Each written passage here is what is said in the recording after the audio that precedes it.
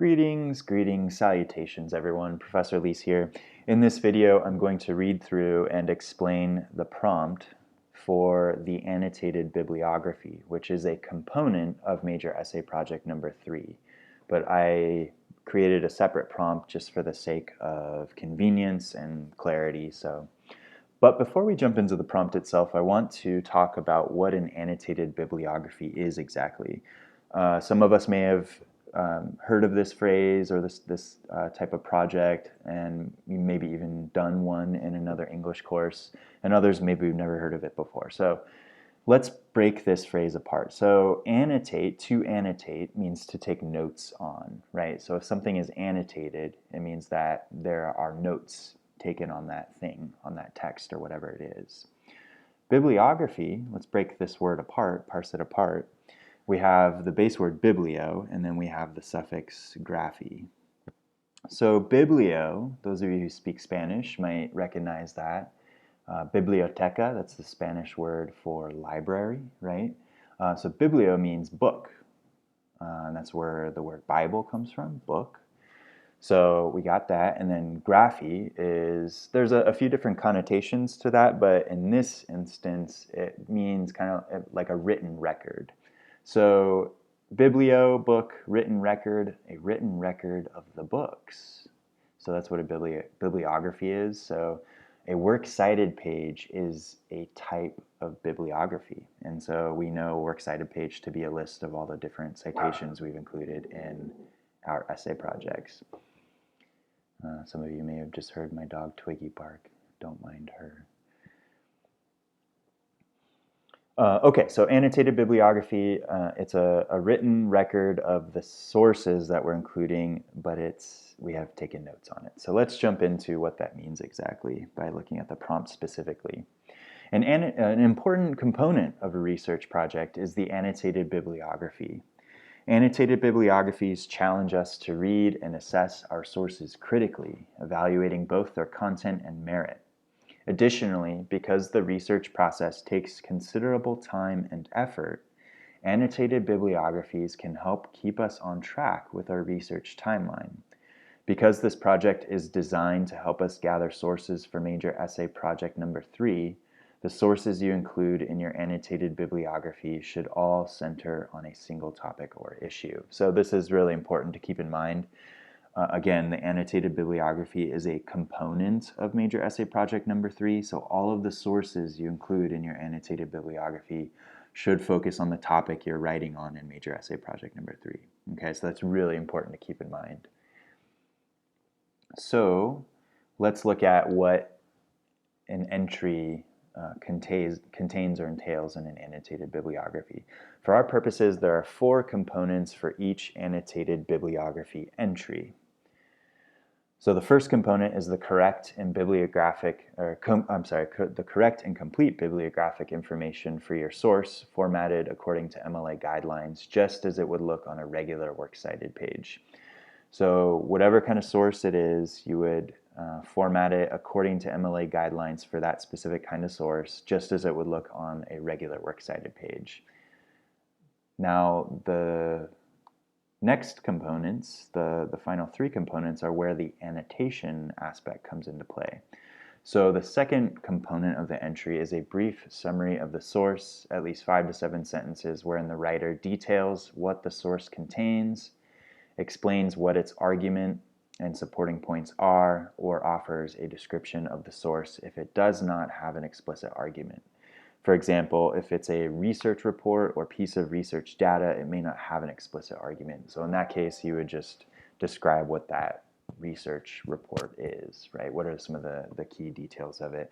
However, in most instances, the sources you do use will have some kind of argument, some sort of perspective or opinion or position that the writer or writers are getting across. And so in that case, you would need to provide a brief but detailed summary of what that argument is and how the writer or writer supports that argument. Okay, so that's really important. The third component of the annotation or the entry is an assessment or evaluation of the source's quality, at least 3 to 5 sentences. How valuable is the source? Explain. does the source have limitations? So in some instances, you might point out limitations of the source. But in most cases, because you're likely going to want to focus on sources that you think are good, you're probably not going to really look at the limitations of a source. You're going to talk about what the source does well, what are some of the particularly strong points contained within the source, or pieces of evidence or data that is valuable to you as a writer when you're trying to aggregate all these different sources together. So that's the third component. And then the final component is a brief but detailed explanation of how the source will fit into your research project.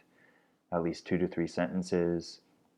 How will it relate to your other sources? How do you plan to use it in your project? Or what might it add to your exploration? So this is just an indication of how the source is going to fit in to your essay. Now, in some instances, you may not necessarily know how you plan to use it, but you might notice a connection between an idea or some ideas contained in that source and other ideas contained in some of your other sources. So you just point that connection out, those connections out. This source connects to this idea in this way.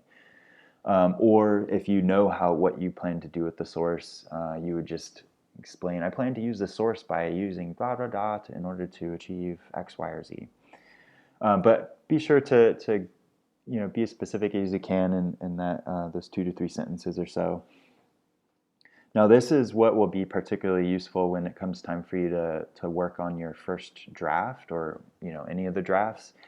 Return to your annotated bibliography and you can look and say, okay, yes, I wanted to use this source in this way, or oh yeah, this idea connects to that other source in this way. So then you know what you need to try to explain or analyze or flesh out within your essay itself.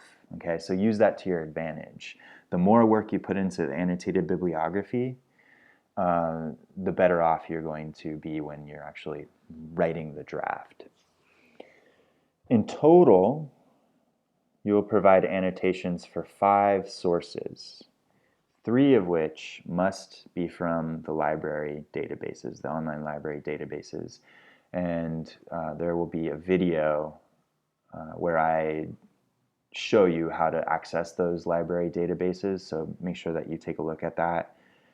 Each annotation or entry, that's another way of referring to it, should be at least 250 words in length. MLA guidelines apply. However, you do not need to double space your annotated bibliography. So, and that's really just to save space and also for the sake of aesthetics. It just looks a little better when it's single space versus double spaced.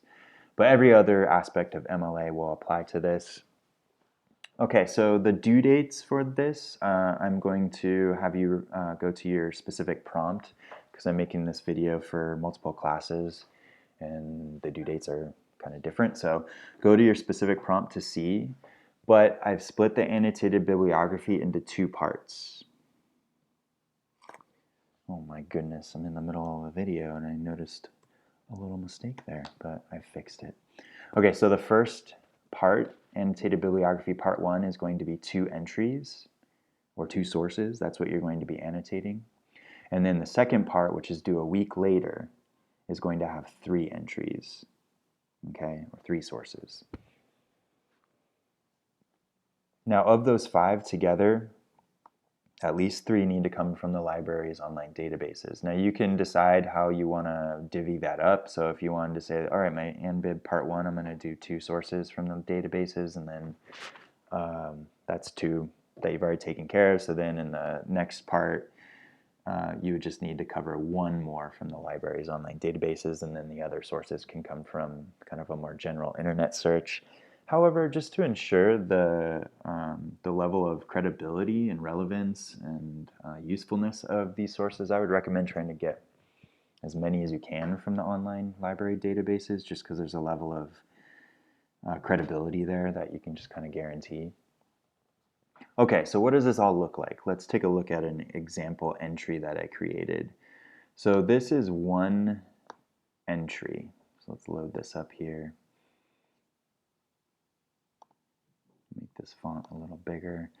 So all of this right here is one entry. This is one source. Okay, so split between the two parts of the annotated bibliography, you're going to do this 5 times, okay? So that's really important to keep in mind. So let's just break this down a little bit. So you see I have my regular MLA heading. So I have my name because I'm the writer of this. Then I have Professor X. That's just the professor's name for, so in this case you guys would put my name, English, and then you just put the course number. So English 103, English 3. And then you put the date, the due date. That's really important. It's the due date that you include here, and you list it in the international format. So you just put the number, space, month, space, and then you put the year. No commas or no, like, you know, the little 22nd or anything like that. You just put 22 if it were the 22nd. And then I just skip to a new line, and then I have my title for the entire document. I'm not going to title each entry. I'm just titling the entire document. And I've decided to call this Failing Forward, and I'll get to that in a minute. You'll see why, colon, and then I have Annotated Bibliography. Now, it might be helpful to put like part 1, for example, if you're, the first part, or part 2 for the second part, but just so you know what it is, Annotated Bibliography. But come up with a title, and you are free to use that title that you use for the AnBib. You could also choose to use that for your Major Essay Project 3. You can keep the same title if you like, or you could change it. It's up to you. So the first element, the first component, is the publication information formatted according to MLA guidelines, just as it would appear in a regular Works Cited page. So for this source, it's a source from, or an essay from the book Habits of the Creative Mind on Learning from Failure. So it's formatted according to MLA guidelines, just what I would do for a print book. And then I have my brief but detailed summary of the source, where I summarize what the main thrust or argument of that source is, and then I explain how the writers support it, some of the key details there. Then I have my assessment of the source's quality. So in this case, I point out a limitation of the source, but then I point out what I think the source does really well. But as I mentioned earlier, you don't need to point out a limitation, but it's a possibility. But definitely you're going to want to assess what the source does well. What's valuable about the source, especially valuable. And then I have my brief indication of how I plan to use the source or how it fits in with some of the other sources I found. So in this case, this is where my title came into play, because the source that I think this connects with is this little short essay called The Virtues of Negative Results, which talks about learning from failure. And the author, he has this phrase, failing forward, which I thought was a really nice phrase, which I kind of appropriated for the title here, Failing Forward. Of course, giving credit to the source and whatnot. But so again, all of this right here is one entry. So you're going to do this 5 times. Okay. Now each entry needs to be a minimum of 250 words in length. So if you do the math, what is that? 1,250 words approximately for all 5 sources. 250 words each. All right, y'all. If you have any questions, just let me know. I'm happy to address them. Just reach out to me on Canvas. Otherwise, happy researching. Have fun with this. I look forward to reading what you guys are looking into.